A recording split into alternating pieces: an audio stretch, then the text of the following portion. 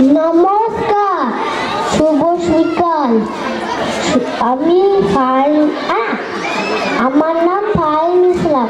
আমি দ্বিতীয় শ্রেণীতে পড়ি। আমি একটা কবিতা পাঠ করব। কবিতার নাম রানী রান্না, কবি চণ্ডীচরণ বন্দ্যোপাধ্যায় লেখা। ছি ছি ছি ছি, রানী রাখতে শেখে নিয়ে জ্যাঠাই মাকে বলে ঝোলে মশলা দেব কি, শুক্তো নিতে ঝাল নিয়েছে অম্বলেতে ঘি। ছি ছি ছি ছি, রানী রাখতে শেখে নিয়ে পরমান্ন রেধে বলে ফ্যান ফেলবো কি, ভোজ বানতে খোঁজ পড়েছে এখন উপায় কি। ছি ছি ছি ছি, রানী রাখতে শেখে নিয়ে। নমস্কার, ধন্যবাদ। অসংখ্য ধন্যবাদ আয়ন আবিদকে।